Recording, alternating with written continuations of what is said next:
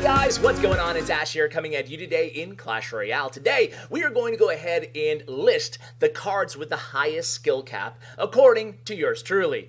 I want to make sure I get your guys' input, so don't forget to leave a comment after this video and tell me what card I forgot that you think has a very high skill cap. Now, before we get to the list, what is a high skill cap? What does that mean in this game? Well, basically, it's cards that require a very intimate, a very knowledgeable understanding of the game mechanics, of tile placement, of understanding every single card's aggro and their range and their distance, and just how to use them properly. Some cards take more practice than others. Let's face it, guys. A telltale sign of a high skill cap card is usually a low use rate and a high win rate, meaning that players who know how to play those cards effectively usually win a lot with them, but because of the low use rate, not a lot of players know how to use them properly, and most of the cards will follow that rule, but not all of them on our list today. So let's just get to the list, guys. So, three-way tie for number 8 on the list, or 6, 7, and 8, is going to be Elite Barbarians, Royal Giant, and Minion Horde. Now, these three cards are all incredibly difficult to play with success. I got some of you. I know some of you are raging and they're like, wait, is this a joke? And he's still saying it. He's still going on. I should have stayed with the joke longer. But no, those would be considered probably easier cards to actually pick up and have success with, especially if they're over-leveled.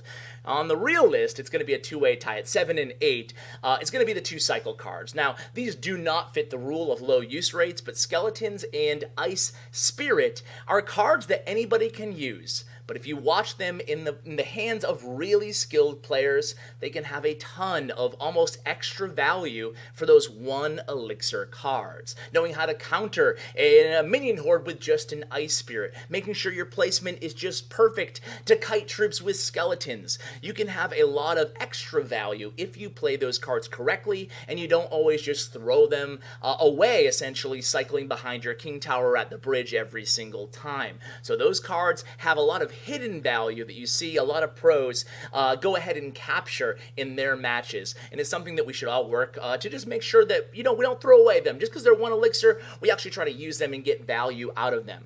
Number 6 on the list is going to be Dark Goblin. Now, Dark Goblin is actually a pretty strong card. Unfortunately for him, everybody compares him to the Princess, and it makes sense. Relatively long range, the Princess is 3 elixir, he's 3 elixir, but they're much different, and Dark Goblin has value the Princess doesn't. Although he can't hit that Princess Tower from the bridge, he will get targeted by the Princess Tower. A lot of good players will know how to play the Dark Goblin, so they're always getting a lot of value out of him. He can take down even kind of hardier units than the Princess would be able to take care of, or troops, and a lot of good players will play him taking advantage of the range in the opposite lane on defense.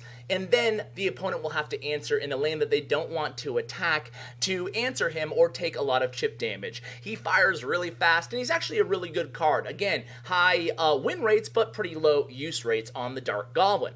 Number 5 is going to be Hunter. Now, I love the Hunter, but some people hate him. I think he's a polarizing card, and Hunter is very unique because both the tile placement, the angle that you place him, the angle that he'll engage the troops from, and the distance is very important. Those are 2 important factors, whereas you could drop an Ewiz or a Musketeer basically anywhere as long as you kind of try to avoid the troops coming your way or the support troops or the fireball and don't give them too much fireball damage. But the Hunter is much different. The Hunter, he can kill a tank easily. He can kill a giant if you place him right on top of them. He can kill a hog if you place them right on top of him. He can also kill a minion horde. He can also kill a goblin gang. So there's a lot of value. You can kill an Ewiz. He can kill almost everything, just depending again on the angles and the distance that you place him representing to the troops coming your way. That's why the Hunter makes number 5 on my list of highest skill cap cards in the game. Number 4 is going to be one that probably none of you guys saw coming, and it's a Skeleton Barrel. Now, you don't see the Skeleton Barrel too much in the meta, but a lot of players, they just kind of use the skeleton barrel and they throw it away, they don't know how to capture the value out of the skeleton barrel. And although the skeleton barrel is not the best card in the meta, surprisingly, it still has pretty healthy win rates. But good players using skeleton barrel, just something happens where, the rest of us, we play skeleton barrel. Sometimes we get value, sometimes we don't. Most of the times we don't. A good player will have a very, very keen awareness of the opponent's cycle at all times, and they'll know, using a variety of different cards along with the skeleton barrel, how to bait out the opponent's spells. A good player will actually even use a skeleton barrel on defense, using it against, say, an Inferno Dragon or a Mini P.E.K.K.A. with a Musketeer in tow. A lot of players will use the skeleton barrel in combination with kiting cards defensively to get a lot of value. There's actually a lot of uses to the skeleton barrel that aren't apparent right away. So skeleton barrel makes number 4 on the list. Number 3 on the list is... Wait, 1 second. Quick interruption, guys. Just want to inject, this is the Ash from the future after I've already gone ahead and recorded this.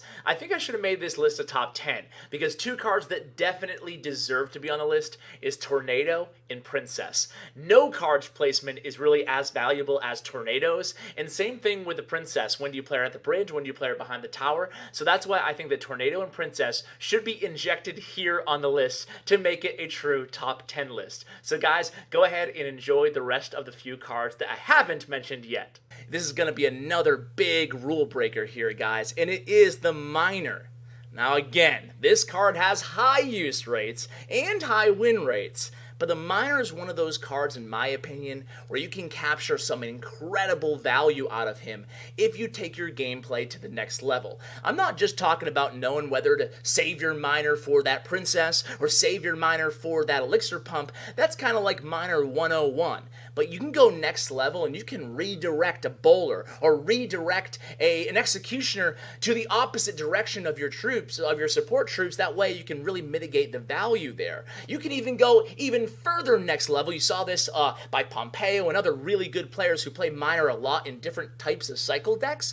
You can use Miner, a late Miner at that, send it in way after the tower is already targeting your balloon or your win condition, and then zap, retarget onto the Miner and take that tower down, catching your opponent off guard. So there's actually a lot of different ways that you can take your Miner play to incredible levels, and that's why Miner makes number 3 on my list here. Number 2 is going to be Expo. Ooh, now Expo has a long story tradition of being the highest skill cap win condition in the game, and I actually buy into that. It's always had relatively low use rates, but it's always had very healthy win rates. And I talk to a lot of good Expo players, and they all tell me the same thing, guys.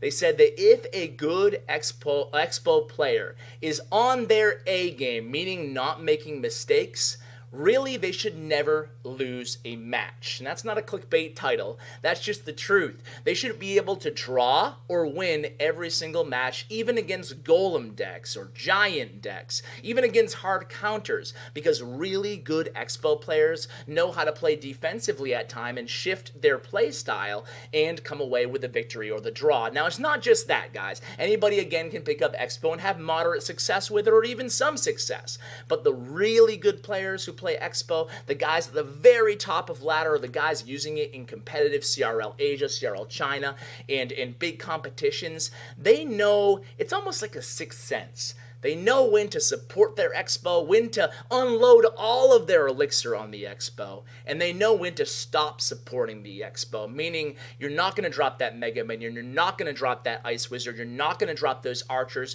because you'll be too far behind in elixir at that point. So that's how the really good players know how to play Expo, and because of that, Expo requires a really, really intimate understanding of your opponent's cycle and your opponent's elixir. So you have to keep track of how much elixir they have and what cards are in their hand. That's a lot to keep track of. That's why Expo makes number 2 on the list of highest skill cap card. What about number 1, guys? This is not going to be a shocker to any of you, and it is the Magic Archer. Magic Archer boasts incredible win rates, but whenever I do a balance change video, you guys all tell me the same thing. Where's Magic Archer? Buff Magic Archer.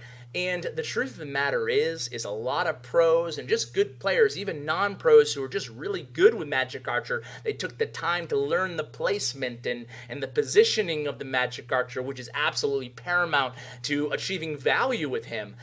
People who understand that have a ton of success. As a matter of fact, a lot of pro players, have told me that Magic Archer is the best support card in the entire game. That just further proves my point that Magic Archer can have a ton of value. But one tile makes the difference from Magic Archer taking out all the swarm troops of the opponent and getting 400 damage because of the magic arrow going to the Princess Tower, and getting absolutely no damage from the Magic Archer, getting nothing from them. So in also knowing how to use the Magic Archer in a bait deck to bait out their big spells, and then how are you going to react once they fireball your Magic Archer? Are you ready to know how to punish them given the deck that you're playing against? There's a lot of different elements and factors that go into really next level, high tier 1 Magic Archer gameplay. Maybe I'll bring an episode just on the Magic Archer sometime, but for now, that's going to conclude the list of the top high skill cap cards in Clash Royale. So guys, I hope you enjoyed the list. What cards did I forget on the list? You know, some honorable mentions, maybe Cannon Cart, maybe, what else? Cannon Cart, Flying Machine were two cards I considered putting in there, but truthfully, I think that Cannon Cart needs a buff, and other cards like Giant Snowball, I think it's too early to tell. Alright guys, but that's going to do it for today's video. Make sure you let me know in the comments which cards I forgot. A huge shout out to Bren Chong, my YouTube partner. Check out his information in the description below. Guys, thanks so much for watching, and as always, take care, guys.